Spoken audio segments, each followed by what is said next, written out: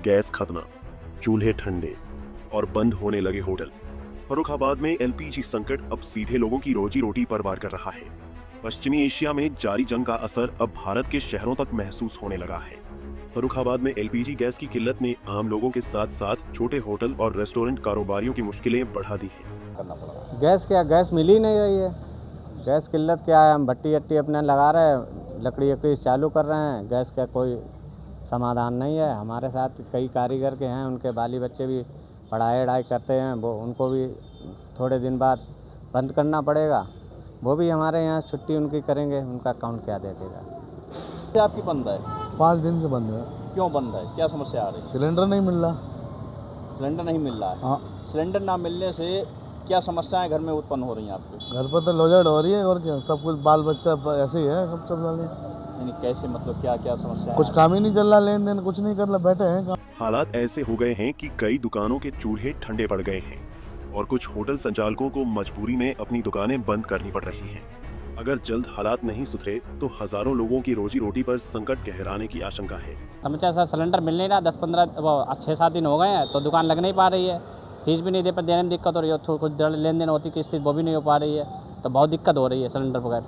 दुकान नहीं लगा रहे हैं? कितने दिन से दुकान नहीं लगा रहे सर? 6 दिन हो। और घर परिवार में 6 दिन से मतलब जो है इनकम नहीं हो रही है, तो क्या समस्याएं फिर आ रही हैं? सर जैसे कि फीस हो गई है बच्चे का, स्कूल की, ट्यूशन की, और घर में बहुत सी दिक्कत होती है खाने पीने के लिए। सबसे पहली समस्या तो ये है कि डीजल पेट्रोल और गैस को लेकर जो किल्लत चल रही, इसकी वजह से हमें गैस की दिक्कतें आ रही हैं। और गैस की दिक्कत को लेकर आज पिछले 8-10 दिन से हमें प्रॉब्लम हो रही है कि हमारा जो 80% काम है वो गैस से ही है। गैस से हमारी बिरयानी बनती है, गैस से हमारा फ्राई होता है, जिस वजह से हमें 10 दिन से दिक्कतें आ रही हैं। तो आपका परिवार कैसे चल पा रहा है? 10 दिन से आप जो है एक छोटी सी दुकान चला रहे हैं। अब परिवार कैसे क्या चल रहा है कि बस चलाया जा रहा है, तो एक टाइम खाओ एक टाइम ना। फर्रुखाबाद में व्यावसायिक गैस सिलेंडरों की कमी अब खुलकर सामने आने लगी है। छोटे छोटे होटल, ढाबे और रेस्टोरेंट संचालक सिलेंडर न मिलने से परेशान हैं। प्रशासन की ओर से भले ही गैस आपूर्ति सामान्य होने के दावे किए जा रहे हों, लेकिन जमीनी हकीकत इससे बिल्कुल अलग नजर आ रही है। कई होटल और ढाबों में गैस खत्म होने के बाद चूल्हे ठंडे पड़ गए हैं और कुछ कारोबारियों ने अपनी दुकानें अस्थायी रूप से बंद भी कर दी हैं। पूरी समस्याएं आ रही हैं यहाँ पे, खाने पीने में सब में दिक्कत है। ना चाय दे पा रहे हैं, ना पकौड़ी, नॉर्मल दाल आल यही सब करके दे रहे हैं, बाकी तो प्रॉब्लम ही प्रॉब्लम है। तो ये दाल आल आप जो है कैसे दे पा रहे हैं? गैस तो मिल नहीं रही। अरे कहीं वैसी भट्टी टाइप की चला रखी है और थोड़ा बहुत हो जाता है, बस ऐसे ही। कारोबारियों का कहना है कि जिले में रोजाना करीब 1 से 2 हजार व्यावसायिक गैस सिलेंडरों की जरूरत पड़ती है, लेकिन पिछले कई दिनों से पर्याप्त आपूर्ति नहीं हो रही, जिसकी वजह से होटल और रेस्टोरेंट का काम बुरी तरह प्रभावित हो रहा है।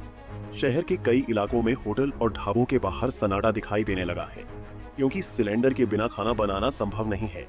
मजबूरी में कुछ छोटे दुकानदार अब पुराने तरीकों की ओर लौट रहे हैं। कहीं कोयले की भट्ठी जलाकर काम चलाया जा रहा है, तो कहीं लकड़ी के चूल्हे का सहारा लिया जा रहा है, लेकिन इससे न तो काम की रफ्तार पहले जैसी रह गई है और न ही खर्च कम हो रहा है। ऐसे में छोटे कारोबारियों की परेशानी लगातार बढ़ती जा रही है। होटल संचालकों का कहना है कि जो व्यावसायिक गैस सिलेंडर पहले करीब 1600 रुपए में मिल जाता था, वही अब 2500 से 3200 रुपए तक में चोरी छिपे बेचा जा रहा है। यानी गैस की किल्लत के साथ साथ कालाबाजारी की समस्या भी बढ़ने लगी है। मजबूरी में कई दुकानदारों ने अपने होटल बंद कर दिए हैं, जिसका सीधा असर वहां काम करने वाले कर्मचारियों पर भी पड़ा है। कई युवक बेरोजगार हो गए हैं और उनके सामने रोजी रोटी का संकट खड़ा हो गया है। फर्रुखाबाद में गैस की इस किल्लत ने साफ कर दिया है कि अगर जल्द आपूर्ति व्यवस्था सामान्य नहीं हुई तो इसका असर सिर्फ रसोई तक ही सीमित नहीं रहेगा, बल्कि छोटे कारोबार और उनसे जुड़े हजारों परिवारों की आजीविका भी खतरे में पड़ सकती है। अब सबकी निगाहें प्रशासन पर टिकी हैं कि आखिर इस संकट से राहत कब तक मिल पाएगी।